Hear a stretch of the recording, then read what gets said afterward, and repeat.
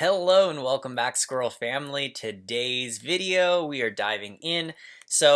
I'm just carrying on in my reading plan. I woke up early this morning, talked to my wife, and then grabbed some coffee, dove into the Bible, and I finished Exodus, moving into Leviticus today, and it's still dry. It's like so far the end of Exodus and Leviticus are just back to instructions, and I feel like I have read how to atone for sin and by sacrificing different various animals like 100 times now. So it's like it's just repetitive on that note. But I think an interesting lesson came out of the repetition. Is when I kept reading the same thing over and over again, or very similar concepts.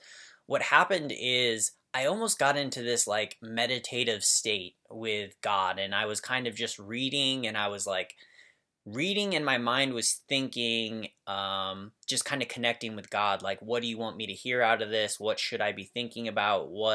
It's kind of like like a chant. I feel it's like I was chanting something and just kind of like getting into a deeper connection with God. So that was pretty cool. And I think that was something I wanted to share is when getting to the dry parts of the Bible, if you can turn it into kind of a meditative thing where you're connecting with God and listening to his voice and hearing what he wants you to hear out of it, and then it's actually quite nice. It felt really, really good. And that brought me to another point is once that feeling was building inside of me, I would stop and I would pray about whatever happened to be in my mind at that time. So I think it gave me a really nice rhythm, and it was quite enjoyable. It felt good. So I would read these repetitive things. I'd commune with God. All of a sudden, this kind of like feeling, oh, I want to, take a moment to appreciate God, thank him, something like that, or ask for something even.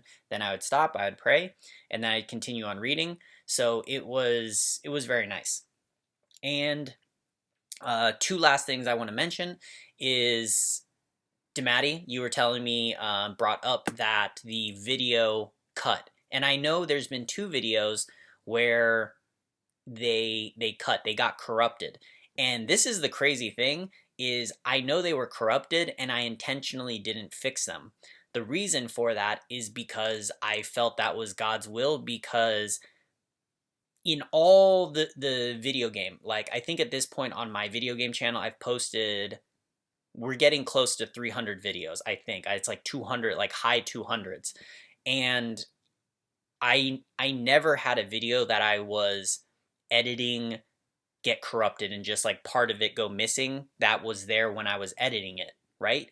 But since I've been doing these videos, I've had that happen to me twice where I edit exact same thing as I do with my video game stuff, and the content is all there. I recorded everything, but then for some reason when I export it, it gets corrupted and it doesn't show. So to me, that's like basically God just kind of editing for me. So I'm just showing it that way because yeah, I think that's what's the intent. And this channel is all about me and my connection with God and how I listen to his voice and how I integrate his messages into my life. So that's why I chose to do that. And okay, finally, the last very interesting concept for me that I want to discuss is I'm coming up with a word for it, but cycle of reciprocation is kind of the term I thought about it, and it's this: is the other day, me and my mom, we were reading Bible, we were talking, we were hanging out, and you know, I was gonna get myself coffee, right? So I was like, okay, I'm gonna get up to get coffee, and she offered, oh, I'll get you coffee, right? No problem, I'll make it for you. So she started making me coffee before I even got a chance to go over and make it for myself.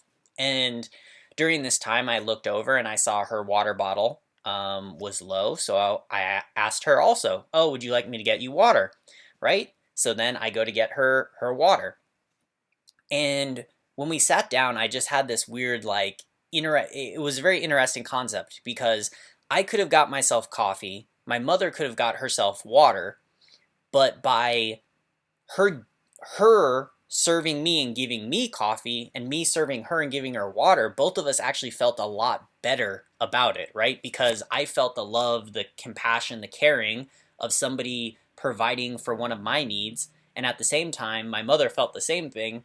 So even though we both ended up with a beverage that we wanted, which we would have no matter what, we ended up with this added benefit of like this, oh, I'm cared for, I'm appreciated, I'm loved. So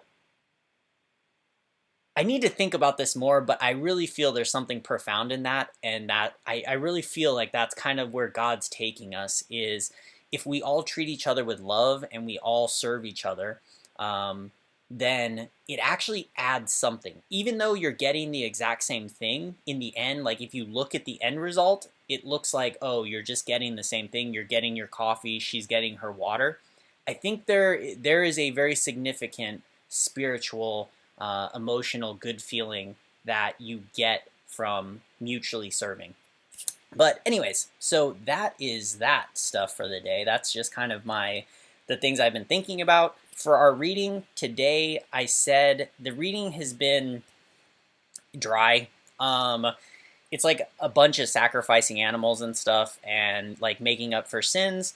So the only thing that really super stood out to me and caught my eye, and then I actually did some research on it because it was so shocking, was this verse. And this is Leviticus chapter 3, verse 17. And this is one of God's commands for basically a sin. You must never eat any fat or blood. This is a permanent law for you, and it must be observed from generation to generation wherever you live. And I was like, don't eat fat.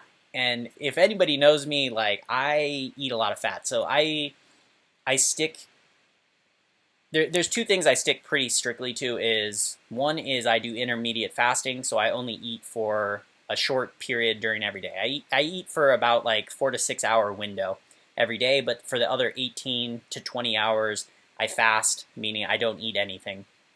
But another part of that is I also mainly focus on eating fat, so like a ketogenic diet. And I do eat carbs, but almost all the carbs I eat are just fruit. But the majority, I eat a lot of bacon. I eat a lot of like pork, different pork belly stuff like that to get my caloric needs for the day in that in that short window.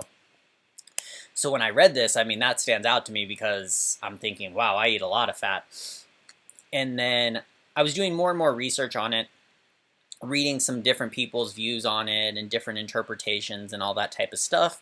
And I think I'm fine with what I'm doing. The end point that I got to was the interpretations that made sense to me or kind of resonated with me, or people were saying what God was pointing out is don't eat the fats that are like around the different organs and stuff, because a lot of those fats absorb the toxins. Like their use in the body is to absorb toxin. Also, they're unhealthy fats in an organism. So like in a human, if they had those fats, they're bad for us. Same thing with an animal. Like having the fat that they're talking about around like your kidneys, your liver, that's fat that comes from being unhealthy. So it actually makes a lot of sense that, you know, God would be caring for us, loving us. He would be watching out for us. He's not trying to like take something that is very good and delicious and healthy for us away from us. So that's the interpretation I came to. But I'd love to know, any of you watching, what's your view on the fat thing? Did you even know about this? Was this something like you never really thought of either? But anyways, that will do it for today's video. I love you all, and I will talk to you tomorrow. Take care.